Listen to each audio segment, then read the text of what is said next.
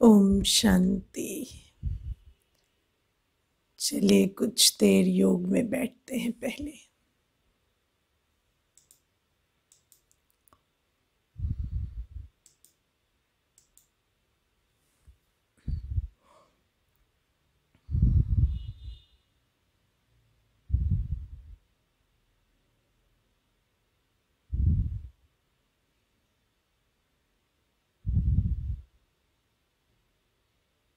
इन शांति की घड़ियों में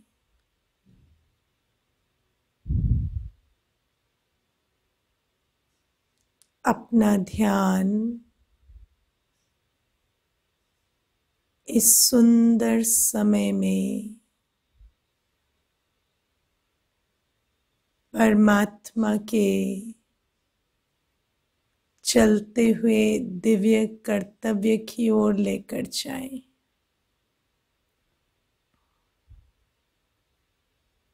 मैं आत्मा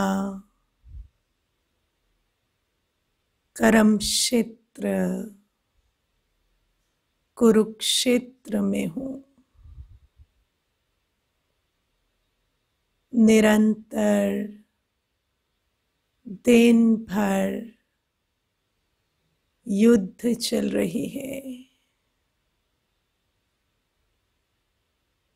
कई बार विकारों और गुणों की युद्ध, कई बार एक विकार की दूसरे विकार से युद्ध चलती ही जा रही है। और इस कुरुक्षेत्र के बीचों बीच भगवान मुझ अर्जुन को ज्ञान सुना रहे हैं।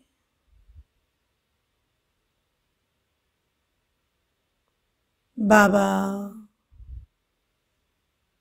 परम धाम से आकर मुझ आत्मा को जीवन जीने की कला सिखा रहे हैं।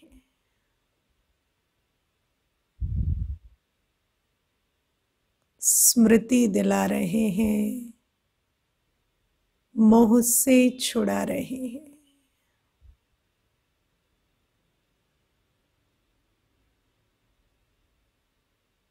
कभी स्वप्न संकल्प में भी नहीं था कि भगवान मेरे लिए परम धाम से आएंगे। कभी सोचा ही नहीं था मैं वो अर्जुन हूँ जिसके लिए भगवान वाच उच्चारेंगे। अपने आप को देखें, मैं कोई साधारण आत्मा नहीं, मैं वो विशेष आत्मा हूँ जिसको स्वयं शिव बाबा ने अपना बच्चा बनाया है, जिसे वो टीचर बनकर रोज पढ़ा रहा है। दुनिया में कितने लोग भगवान को याद करते हैं, पर भगवान मुझे याद करता है, मेरे लिए समय निकालता है। मैं वो कोटों में कोई में भी कोई आत्मा हूँ जिसने ब्रह्मा तन में शिव बाबा को पहचाना है और जो बाबा से अपना वर्षा ले रही है। कुछ देर इस सुंदर भाग्य, इस सुंदर वेला अपने इस विशेष पाठ पर हर्षित हो जाए।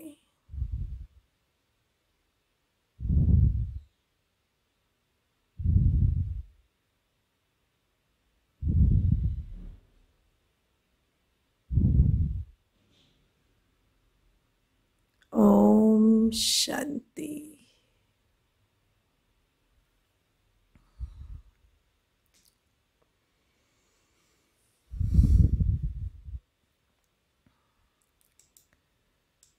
हम गीता में सुनते थे कि गीता का अंतिम अध्याय कहता है, नष्टो मोहा स्मृति स्वरूप, नष्टो मोहा स्मृति लब्धा, माना मोह नष्ट करो और अपनी सच्ची स्मृति में टिक जाओ। बाबा भी हमें वही संदेश दे रहे हैं जिसको गीता में ये लिख दिया कि साकार स्वरूप में भगवान आकर देते हैं, पर वास्तव में परमात्मा कोई अपना तन नहीं लेते, वो तो पर काया प्रवेश कर ब्रह्मा बाबा के तन से ये सारा ज्ञान देते हैं कि मोह नष्ट करो। अब आप मोह को देखो, मोह कैसी चीज होती है। ये जो पांचों विकार हैं, ये मोह के ही अलग अलग रूप हैं। जब हमारा मोह किसी की शारीरिक सुंदरता से हो जाता है तो वो काम विकार का रूप लेता है, लस्ट, जहाँ पर हम उसकी देह को प्राप्त करना चाहते हैं, क्योंकि हमारा अटैचमेंट, हमारा मोह उसके रूप से हो गया है। जब हमारा मोह किसी वस्तु से हो जाता है, कोई चीज से हमारा अटैचमेंट हो जाता है, तो लोभ का रूप ले लेती है। हमें वो चीज बार बार और ज्यादा से ज्यादा चाहिए होती है ताकि हमें अंदर संतुष्टता का अनुभव हो। जब हमारा अटैचमेंट किसी संबंध से हो जाता है, किसी आत्मा जिसको हम अपना संबंधी समझते हैं, उससे जब हमारा मोह हो जाता है तो उसे हम जनरली मोह जिसको कहते हैं वो कहते हैं, है ना, attachment to people, to relationships. और फिर यदि हमारा मोह अपनी ही किसी प्राप्ति से हो जाता है, जैसे कि अपने ही रूप से या अपने किसी विशेषता से या अपनी किसी प्राप्त की हुई उपलब्धि से, तो वो अहंकार का रूप ले लेता है, क्योंकि हम अपनी ही एक्वायर्ड आइडेंटिटी से जो अचीवमेंट, जो अटेनमेंट हमने प्राप्त की है, उसी से ही हम अपने अस्तित्व को जोड़ देते हैं, तब वो अहंकार का रूप ले लेती है। और जब मोह होता है तो वो जो वस्तु है, वो जो व्यक्ति है, वो संबंध है, वो देह है, वो प्राप्ति है, यदि वो कोई हमसे छीनने की कोशिश करता है या उसको कोई अटैक होता है तो हमें क्रोध आता है। तो ये जो पांचों ही विकार हैं, ये हमारे मोह की यात्रा है। इसलिए बाबा खास हमें कहते कि मोह जीत बनो।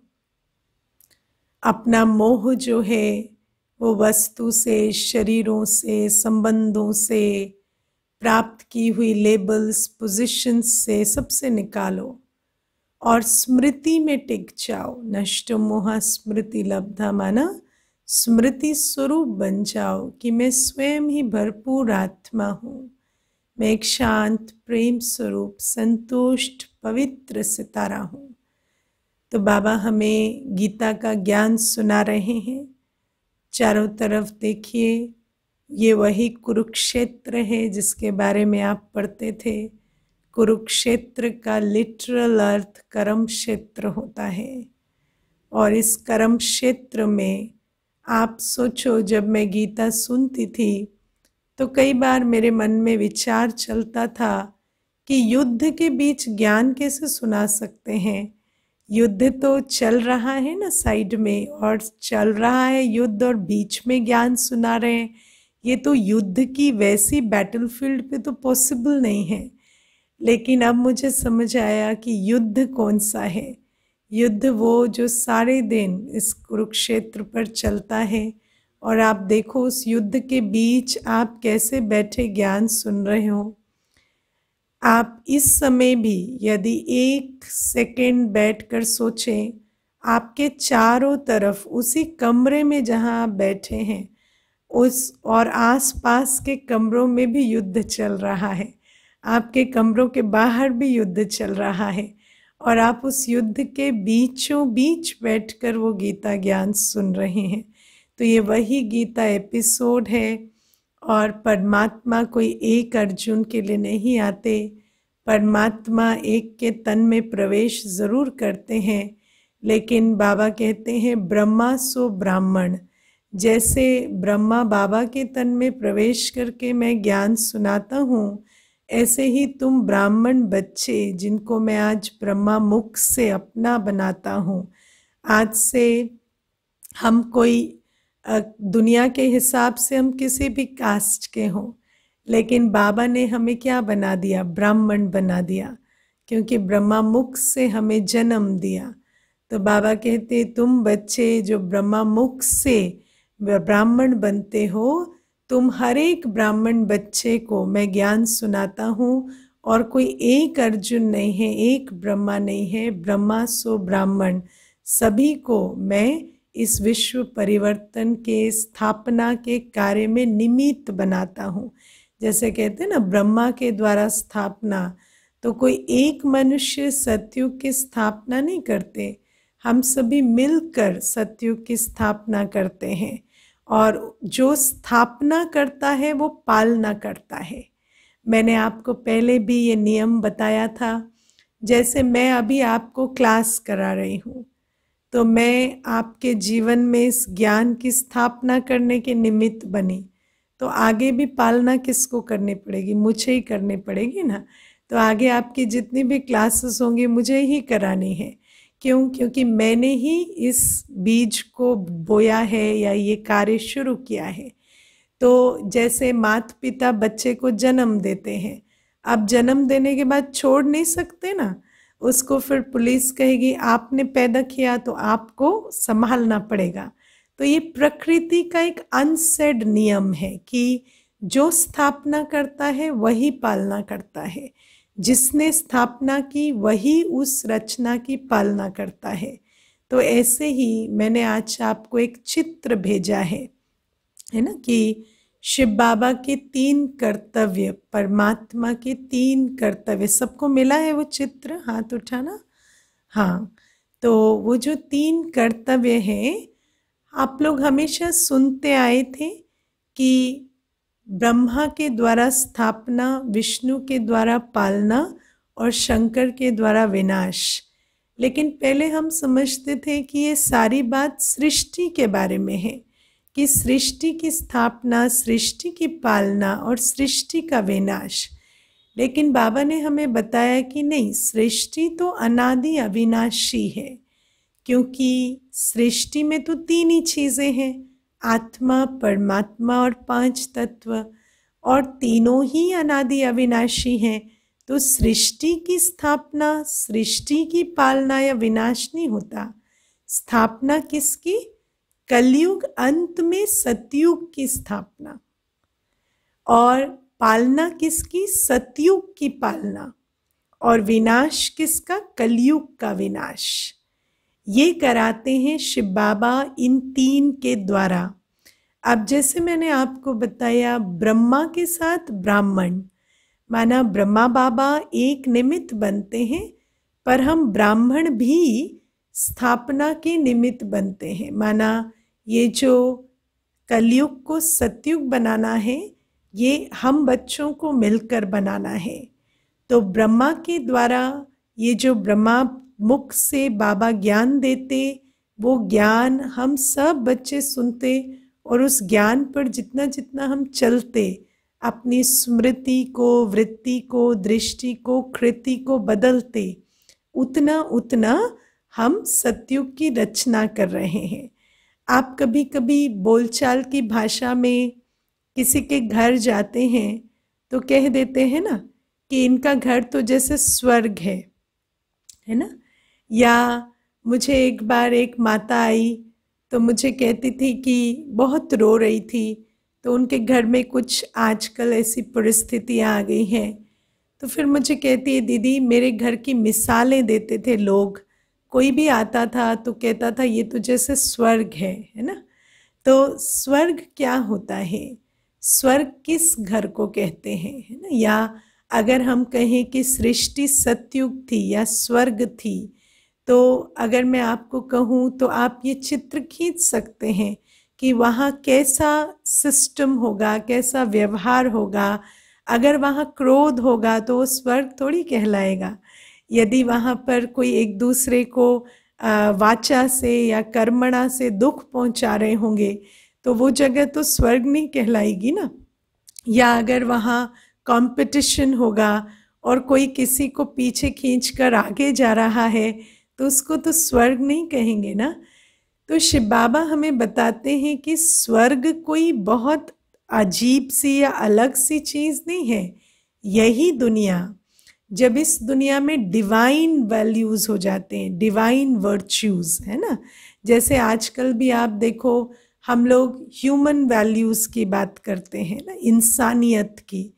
तो इंसानियत में आप क्या कहेंगे कि गरीब को साथ देना या गरीब को सपोर्ट करना, या कोई दुखी बीमार है तो उसको हॉस्पिटल तक ले जाना, ये इंसानियत है। कहेंगे कोई दर्द में है तो फिर उसके साथ दुर्व्यवहार नहीं कर सकते, ये इंसानियत है।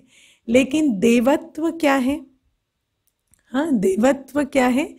जो दुर्व्यवहार कर रहा है उसके साथ भी दुर्व्यवहार नहीं कर सकते, ये देवत्व है ना।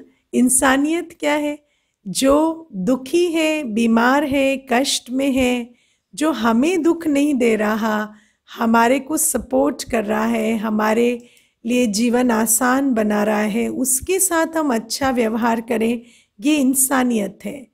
लेकिन देवता कौन कहलाएंगे? जो उनके साथ भी अच्छा व्यवहार करें, जो आपके साथ कोई भी ठीक कार्य नहीं कर रहे या ठीक कर्म नहीं कर रहे, उसके साथ भी अच्छा व्यवहार करना। आप देखो जैसे आप मंदिर में जाते हैं तो देवी देवताओं के चित्रों के सामने खड़े होते हैं और कई बार तो व्यक्ति जो है यही कहने लगता है कि भगवान आप ही जिम्मेवार हो मेरे दुखों के लिए, क्यों मुझे इतना दुख दे दिया है, या क्यों मुझे आप इस दुख से निकालते नहीं हैं, आपको मुझ पर तरस नहीं आता क्या। तो इस तरह की भी बातें कहते रहते हैं। लेकिन आप सोचो कि अगर इस तरह की बातें कोई आपको कहने लगे, है ना, खुद गलती करे, खुद के कर्मों की सजा भोग रहा है। मान लो देखो घर में बच्चा ही है और फिर बच्चे के खुद ना पढ़े, आप बार बार कहें कि पढ़ लो पढ़ लो पढ़ लो, पर पढ़े ना, और फिर मार्क्स खराब आए तो आपके सामने खड़ा होकर कहे क्यों आप मेरी ज़िंदगी खराब कर रहे हैं, क्यों मेरे मार्क्स खराब दिला रहे हैं, मैं तो इतना कुछ ठीक करता हूँ तब भी मेरे मार्क्स आपकी वजह से खराब हो जाते हैं। तो आपको कैसा लगेगा, है ना, आप तो वहाँ पर गुस्सा ही हो जाएंगे। लेकिन बाबा कहते हैं कि देवी देवताओं की मूर्तियों को कभी आप एक्सपेक्ट करते हो कि वो वहाँ पर नाराज़ हो जाए या उनका चेहरे का एक्सप्रेशन बदल जाए, है ना। वो तो तब भी मुस्कुराते रहते, तब भी उनका जो ऐसे हाथ है वो कभी ऐसे नहीं होगा, है ना, वो हमेशा ऐसे ही रहेगा। क्यों? क्योंकि देवता माना हर परिस्थिति में केवल शुभ भावना, शुभकामना या दुआएं देने वाला, तो सहयोग देने वाला, प्यार देने वाला, है ना। तो बाबा कहते हैं कि देवताई कल्चर, आज हम 3 बातें समझेंगे: संस्कार, संस्कृति और संसार। जब हम एक एक का संस्कार देवताई बनता है तो हम देवतापने की संस्कृति लाते हैं, है ना। जैसे आप देखो आजकल क्या हो गया कि सभी मास्क पहनते हैं, तो मान लो आप गलती से बिना मास्क के चले गए, है ना, तो आपको रोड में कैसा लगता है?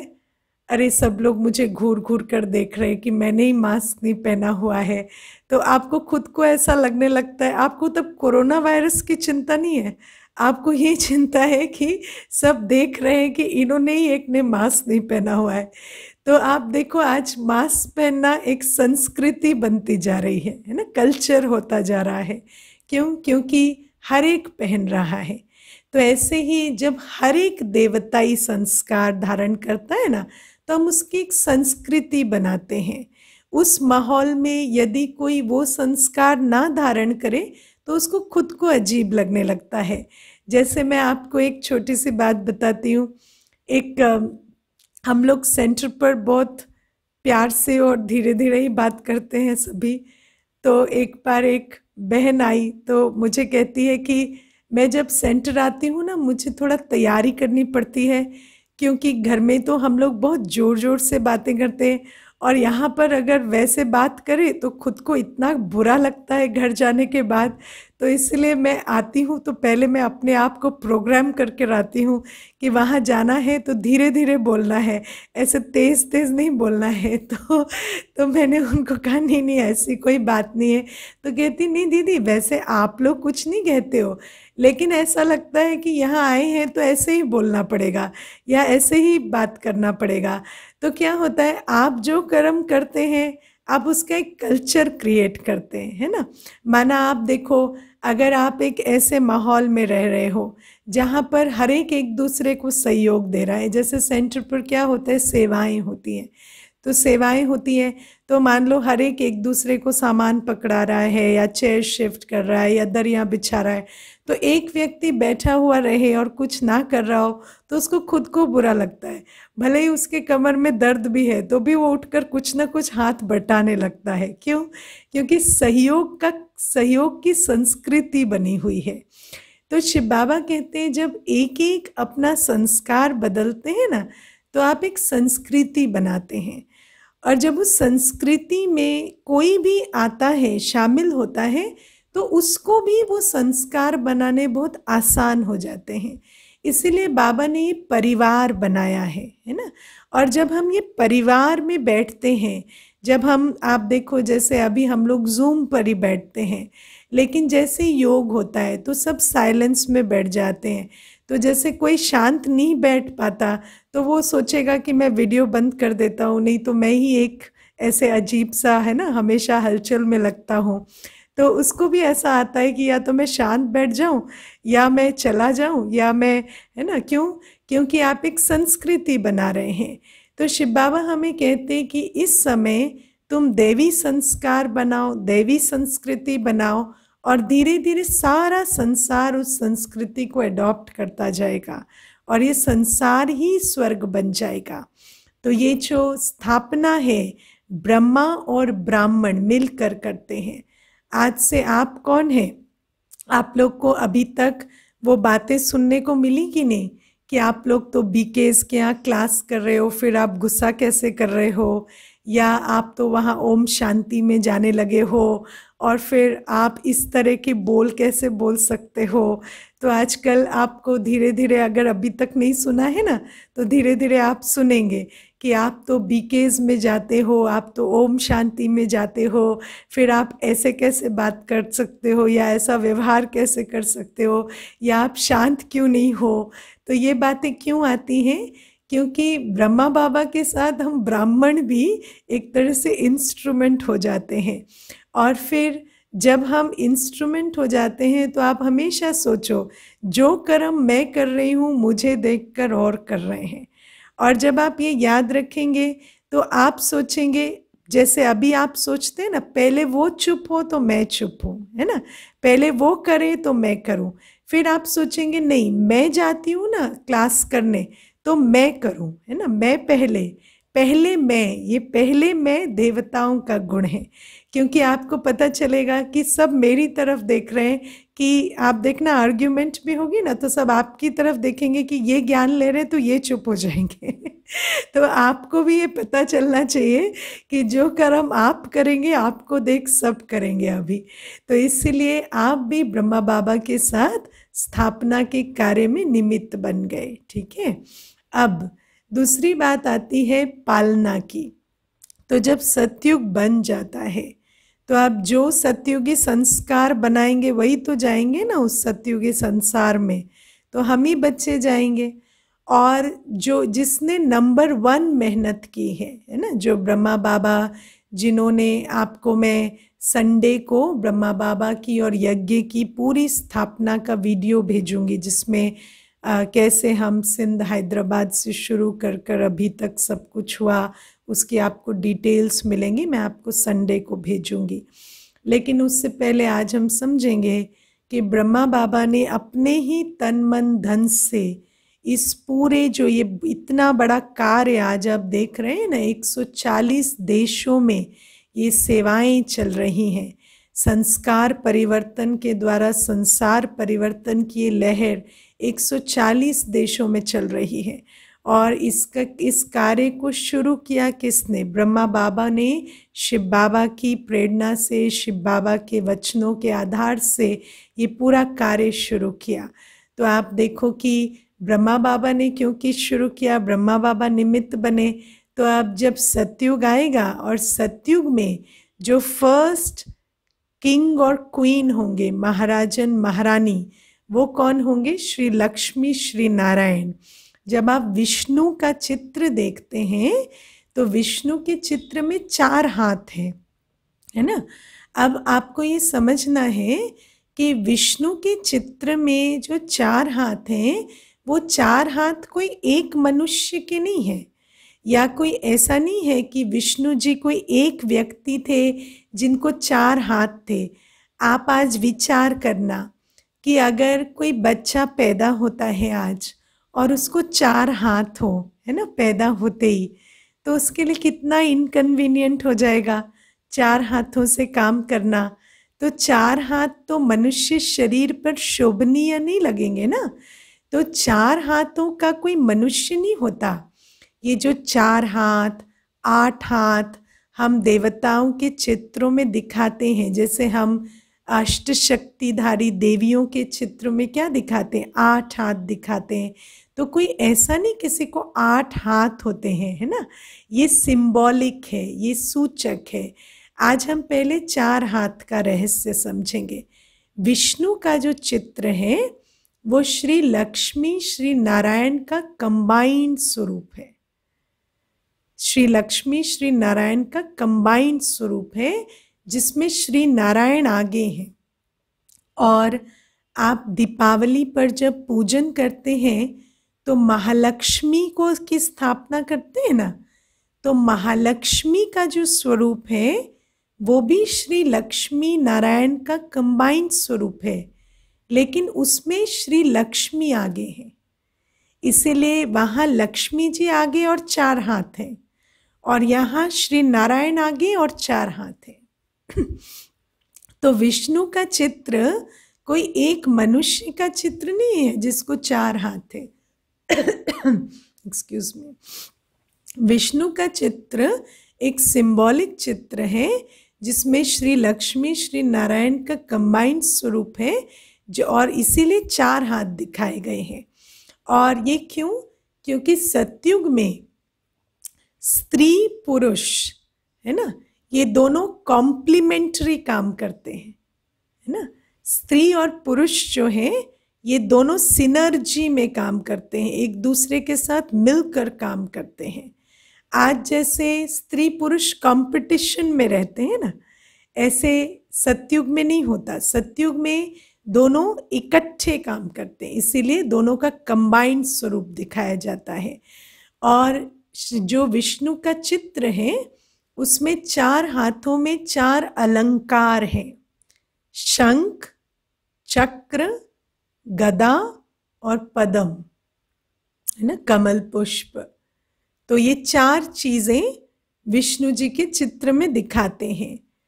अब ये जो 4 अलंकार हैं, ये सतयुग में हमारे जो संपूर्ण स्वरूप, अभी आप क्या कर रहे हैं, आप देवता बनने का पुरुषार्थ कर रहे हैं, एफर्ट कर रहे हैं। और जब हम संपूर्ण बन जाएंगे तो उस चित्र में 4 अलंकार दिखाते हैं। अब वो जो 4 अलंकार हैं वो इस समय हमें धारण करने हैं। ये शंख, चक्र, गदा और पद्म इस समय हमें धारण करने हैं। अब इसका अर्थ हम समझेंगे। शंख मतलब ज्ञान ध्वनि। शंख मतलब ज्ञान ध्वनि। हमारे मुख से सदा ज्ञान ध्वनि निकलनी चाहिए। अब आप देखो, जैसे ज्ञान में आप सुन रहे हो ना कि हर आत्मा जो भी कुछ उसके साथ हो रहा है उसके लिए जिम्मेवार है ना। मनसा वाचा कर्मणा, उसकी वाइब्रेशन उसके लिए जिम्मेवार है। आप देखो, मनुष्य लॉ ऑफ अट्रैक्शन पढ़ता है, कहता है आज आप जो वाइब्रेशन क्रिएट करेंगे कल आप वो अट्रैक्ट करेंगे। अगर ये राइट है तो जो आज आप अट्रैक्ट कर रहे हैं वो क्रिएट किया होगा ना, या बिना वो क्रिएट किए आ गया, है ना। जब आज आप चेंज करेंगे वाइब्रेशन तो आप अट्रैक्ट करेंगे कुछ और, तो जो आज आप अट्रैक्ट कर रहे हैं वो भी आप क्रिएट ही कर रहे होंगे ना। तो हर आत्मा का भाग्य उसकी अपनी क्रिएशन है। अब आप मान लो आपको कोई फ्रेंड है या बहन है या भाई है, वो फ़ोन करते हैं और आपको ब्लेम कर रहे हैं किसी को, है ना, कि मेरी सास ऐसी है या मेरी ननद ऐसी है या मेरे बॉस ऐसे हैं या किसी पति के कारण या पत्नी के कारण मैं बहुत दुखी हूँ। तो आपको उनको क्या समझाना है? आप मोस्टली क्या समझाते हैं? हाँ, आपका तो स्वभाव है ही बहुत मीठा, ऐसे ही होता है, अच्छे लोगों के साथ आजकल ऐसा ही हो जाता है, आप धीरज रखो, वो बदल जाएंगे, है ना। लेकिन वास्तव में आपको क्या समझाना है? आपको उनको समझाना है, आपको ये बात दिखानी है कि कहीं ना कहीं गलती हमारी भी हो रही है, कहीं ना कहीं हम भी अपने स्वमान में नहीं रहते हैं, या कहीं ना कहीं हमारे अंदर भी उनके लिए नकारात्मक संकल्प चलते हैं जिन कारणों से हमारा ऐसा भाग्य बन रहा है। तो आपको सदा ज्ञान ध्वनि करनी है।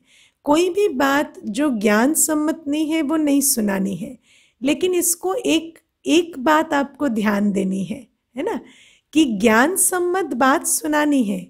लेकिन जैसे शंख है ना, होता बहुत तेज है लेकिन सुनने में मीठा भी लगता है, ऐसे ही सुनाना इस तरीके से है कि आत्मा को अच्छा भी लगे सुनकर। मुझे ना एक बार एक भाई ने बहुत अच्छा प्रश्न पूछा था। उसने कहा कि दीदी देखो, व्यक्ति के लिए जो जानना अच्छा है वो सुनना नहीं चाहता, है ना। जैसे ये बात तो ठीक है कि हर एक की अपनी गलती है, लेकिन किसी की गलती उसे बताओ तो उसे अच्छा तो नहीं लगता ना।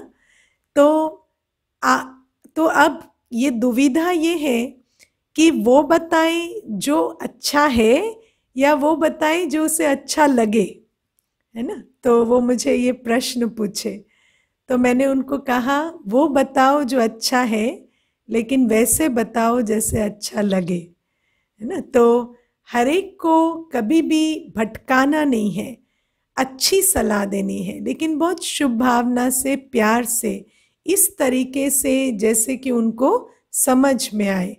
कई बार मैं आपको एक छोटा सा अनुभव सुनाती हूँ। एक बार एक माता जी आए, वो मुझे कहती हैं कि दीदी मैं अपने परिवार के लिए इतना कुछ करती हूँ, लेकिन हमेशा मेरी देवरानी को पूछते हैं, मुझे पूछते नहीं हैं।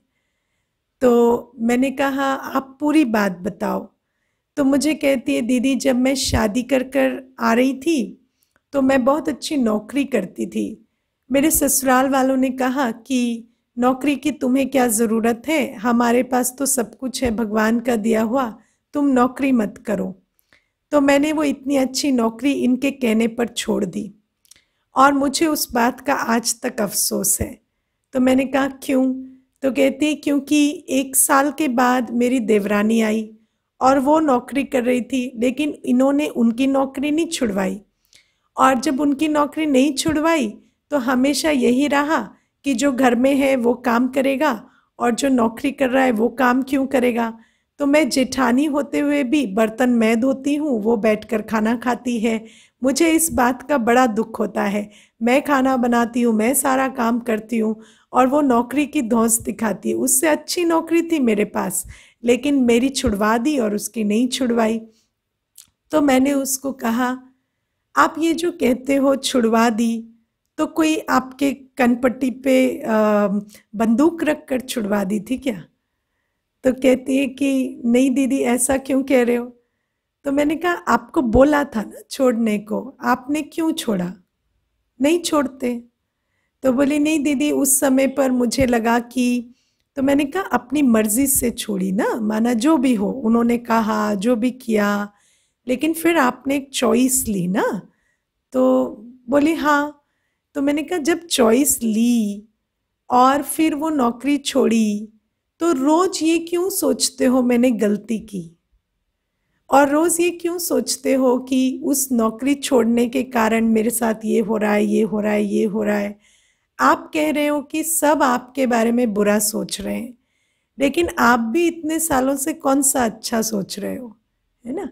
तो हम कभी कभी ये नहीं समझ पाते कि सामने वाले की जो संकल्प है या कर्म है वो तो हमें दिखते हैं, लेकिन हमें पता नहीं चलता कि हमारे अंदर भी अपने आसपास की आत्माओं के प्रति बहुत नकारात्मकता चल रही है और हमारे जो संबंध बन रहे हैं वो उसी कारण से ऐसे बन रहे हैं।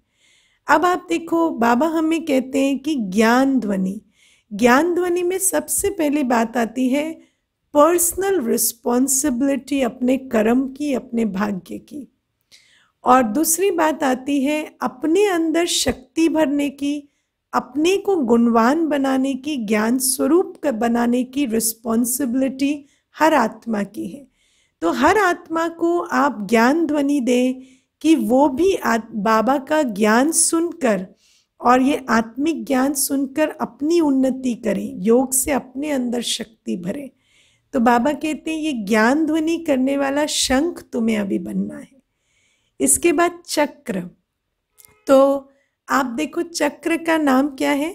सुदर्शन चक्र कहते हैं, लेकिन बाबा कहते हैं वो सुदर्शन चक्र गलत कह दिया है, एक्चुअली है स्वदर्शन चक्र, है ना, स्वदर्शन चक्र।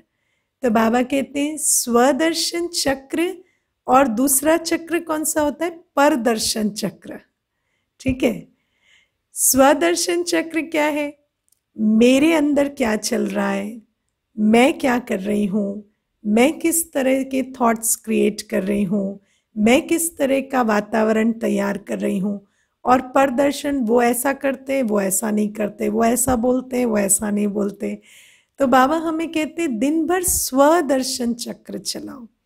क्या मैं आत्मा अपनी आत्मिक स्थिति के हिसाब से संकल्प, बोल और कर्म रख रही हूँ? सदा अपनी चेकिंग करो, अपना दर्शन करो, दूसरे किसी का दर्शन नहीं करो। जब चक्र उल्टा घूमने लगता है तो सारी प्रॉब्लम होती है ना?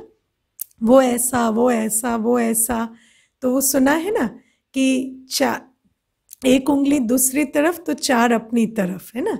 तो अपने आप को देखेंगे, अपने आप को बदलेंगे तो चीजें बदलेंगी। तो बाबा कहते ये है स्वदर्शन चक्र। तीसरा है गदा। गदा माना ना कहने की शक्ति, है ना, लेकिन गदा झुकी हुई है। जो कर्म मर्यादा के अनुकूल नहीं है, बाबा हमें इस समय श्रेष्ठ कर्म सिखला रहे हैं। जो कर्म हमारी ईश्वरीय मर्यादाओं के अनुकूल नहीं है, वो कर्म हम ना करें, उसको हम पोलाइटली रिफ्यूज करें। जैसे कि बाबा हमें कहते हैं कि तुम एक्स्ट्रा इंफॉर्मेशन, न्यूज़, मूवीज, इन चीज़ों में नहीं जाओ, क्योंकि उससे क्या होता है, स्मृतियों की परतों पे परतें बनती जा रही है। आत्मा के अंदर इतना सारा ऑलरेडी कचरा भरा हुआ है। अब और जो ये बाहर का कचरा लाकर अंदर नहीं डालो। अब कोई आपको इनवाइट करता है, चलो भाई फिल्म देखने चलते हैं, तो एक तो आपको अपने संस्कार के साथ लड़ना है, दूसरा अगर आप अपने संस्कार पे विजयी हो गए हैं तो फिर उन कई बार ऐसे कहेंगे उनका दिल रखने के लिए जाना पड़ता है। तो बाबा कहते नहीं, किसी का भी दिल रखने के लिए अपनी मर्यादा को नहीं तोड़ना है, लेकिन उनको ऐसे भी नहीं कहना है कि आपकी तो आदत ही ऐसी है, आप तो हमेशा गलती काम करते हो, मुझे भी गलती सिखाते हो, नहीं मुझे नहीं करना है ना। ऐसे कहकर उनके साथ संबंध खराब नहीं करना है। इसलिए गदा हमेशा झुकी हुई है ना। तो क्या कहना है, युक्ति लगा देनी है, नहीं आज तो कोई काम है, आज नहीं जा सकेंगे, है ना। या धीरे धीरे मैं आपको और भी बातें बताऊंगी भोजन की और बहुत सारी बातें। अगर आप उन मर्यादाओं पर चलना चाहते हैं, मान लो आप 4 बजे अगर उठना शुरू कर दिए, बाय द वे किसी ने उठना शुरू किया, अमृत वेले उठ रहे हैं, कौन कौन उठ रहे हैं? हाँ 1-2 उठ रहे हैं, वेरी नाइस, है ना। तो मान लो कोई आए हैं घर में और वो रात को 10 बजे 11 बजे तक गप्पे मार रहे हैं ना, अब वो आपको सोने नहीं दे रहे। अब आप चाहते हैं कि मेरा अमृत वेला मिस ना हो, तो आपको 10 बजे कहना है कि भाई मुझे तो नींद आ रही है और मुझे जाना पड़ेगा, मन तो बहुत है बैठने का लेकिन फिर भी बैठ नहीं सकते, मुझे छुट्टी दीजिए। तो अगर आप उठकर चले जाएंगे, आप देखना 3 दिन यदि आप उठकर चले गए ना, तो चौथे दिन यदि आप 10 बजे के बाद 10:15 तक वहाँ बैठे हैं, तो वो आपको पूछेंगे, अरे भाई आज आपको नींद नहीं आ रही, आपको तो 10 बजे नींद आ जाती है, आज आप गए नहीं, है ना। तो ये क्यों होता है?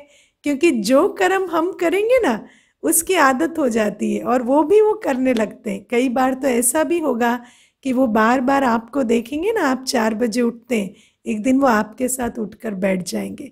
तो बाबा हमें कहते हैं कि अपनी मर्यादाओं को किसी के लिए नहीं छोड़ना, और क्योंकि ये मर्यादाएं हमारी ताकत है। अगर हम 4 बजे उठकर अपने अंदर शक्ति नहीं भरेंगे तो पूरे दिन कैसे चलेंगे?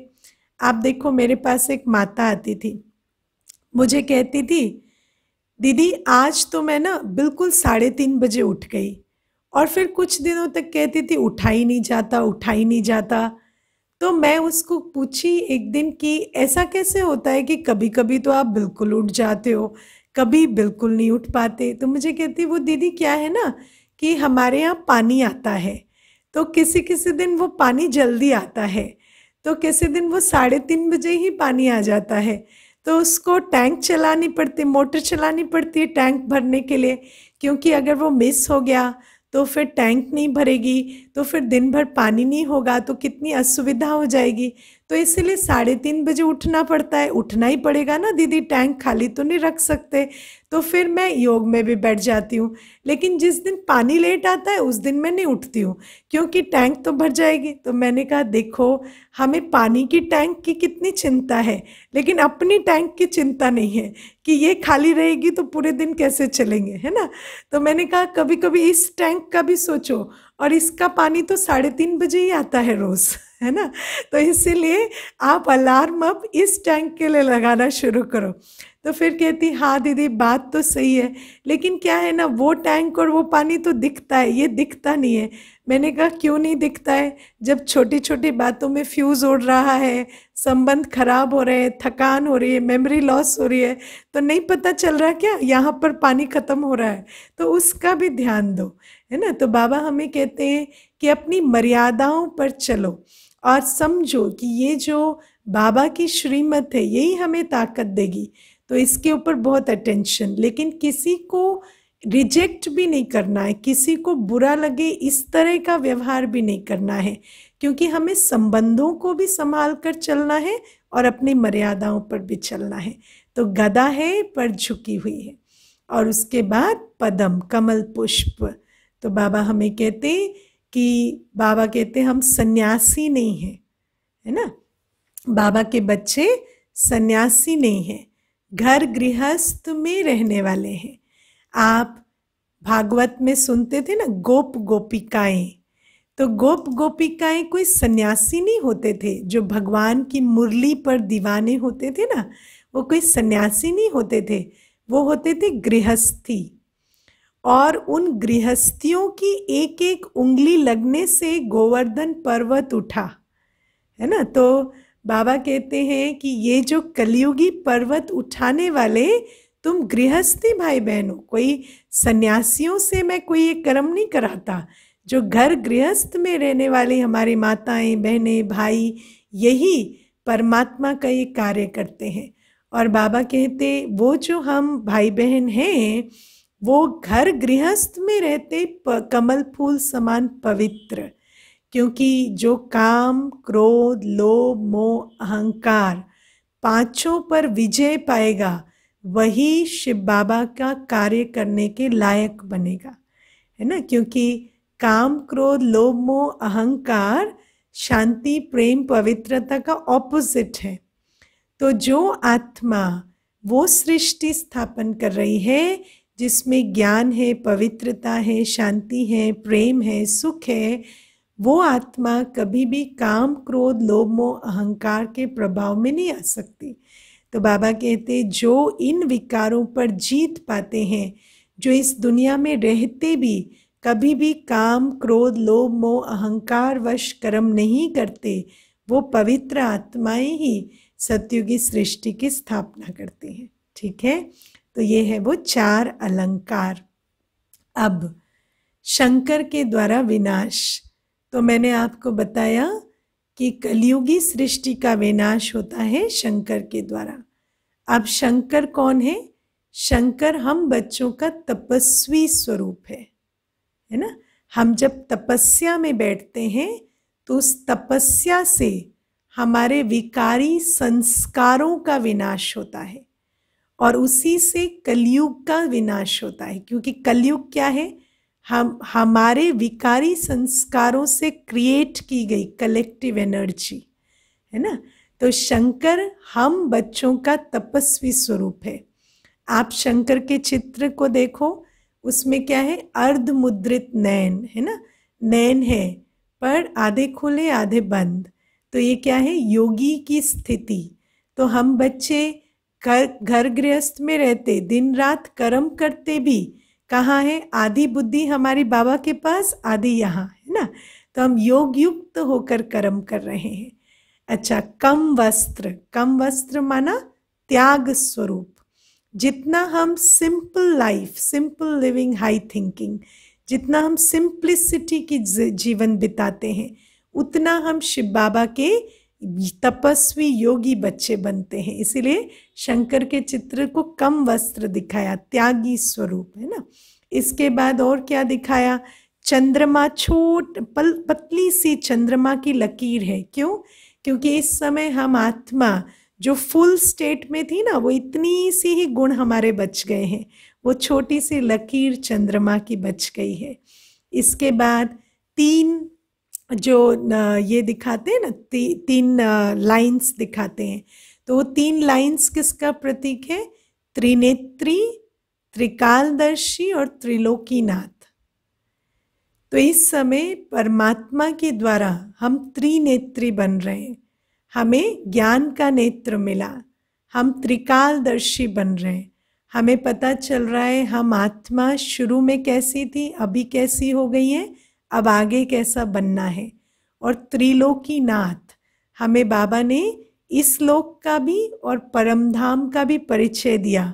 और एक लोक है जिसका परिचय मैं आपको दूंगी। ठीक है, तो ये 3 लाइनें इसका प्रतीक है। जैसा बाबा है ऐसा हम बच्चे हैं। और इसके बाद त्रिशूल, तो 3 बिंदी का राज भी हमें पता चला, है ना। 3 बिंदी जिससे हम हर समस्या का हल कर सकते हैं, वो 3 बिंदी है। मैं आत्मा बिंदी, मेरा बाबा बिंदी और ड्रामा बिंदी। ड्रामा बिंदी क्या है वो हम आगे समझेंगे।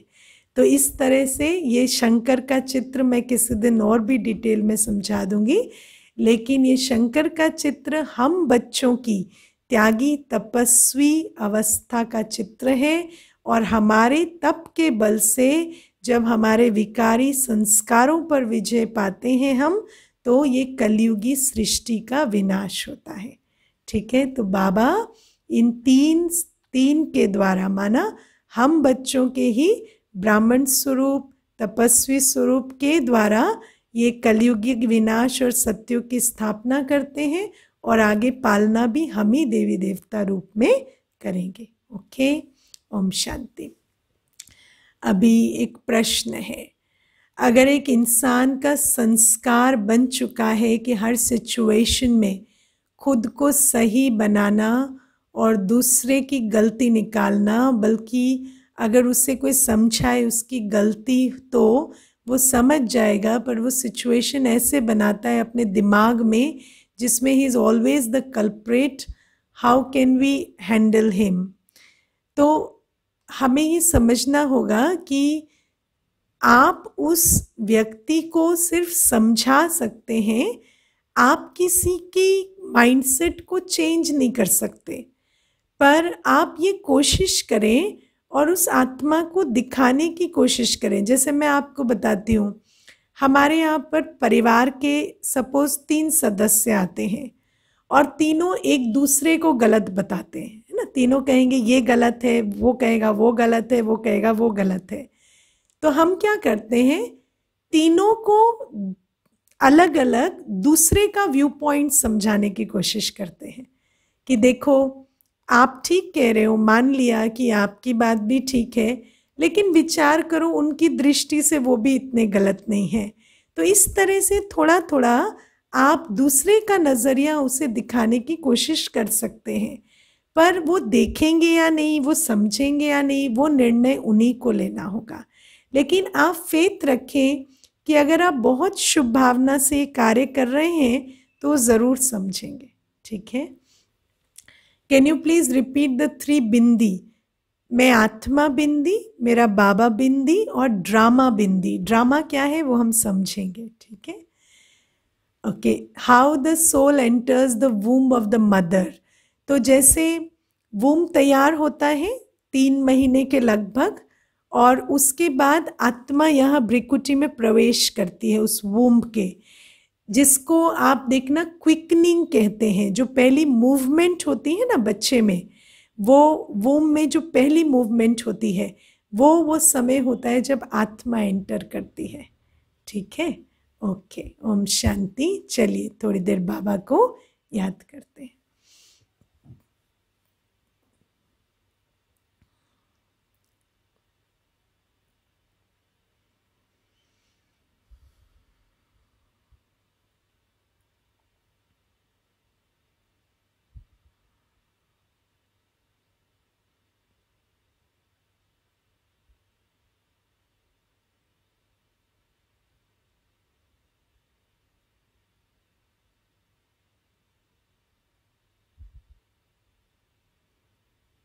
शरीर को शांत रखकर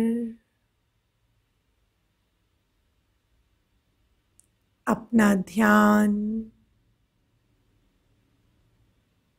बाहर की सभी बातों से निकालते हुए स्वयं पर ले आए।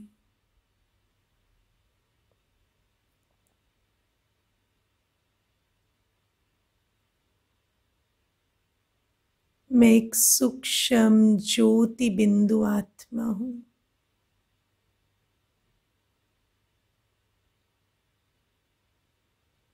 मैं आत्मा उस सर्वशक्तिवान शिव पिता की संतान हूं।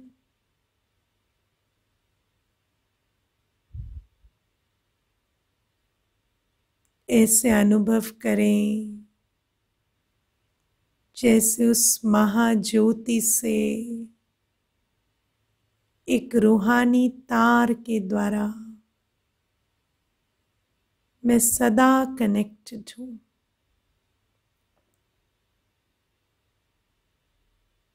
शिव बाबा परम धाम में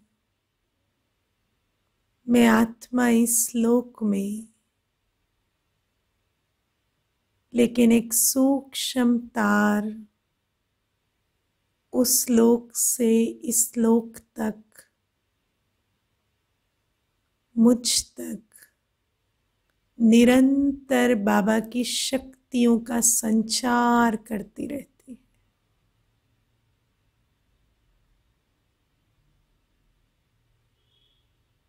मेरी बुद्धि की तार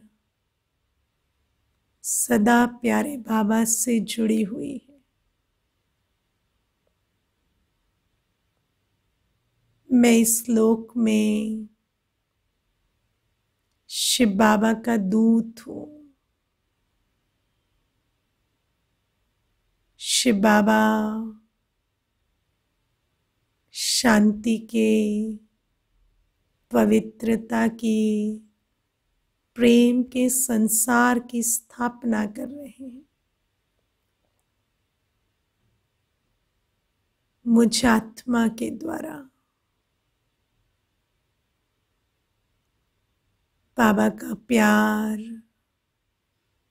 बाबा की शांति सुंदर किरणों के रूप में सदा मुझ पर बरसती रहती है। मैं आत्मा उस शांति, उस पवित्रता को अपने अंदर समाये हुए उसका संचार अपने नैनों से, बोल से, कर्म से सारे दिन इस सृष्टि में करती हूँ।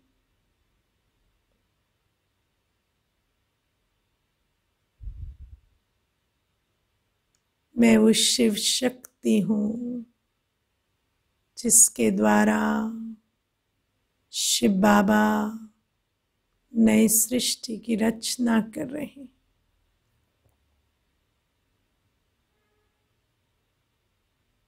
कुछ देर इन सुंदर संकल्पों में स्थित हो जाए।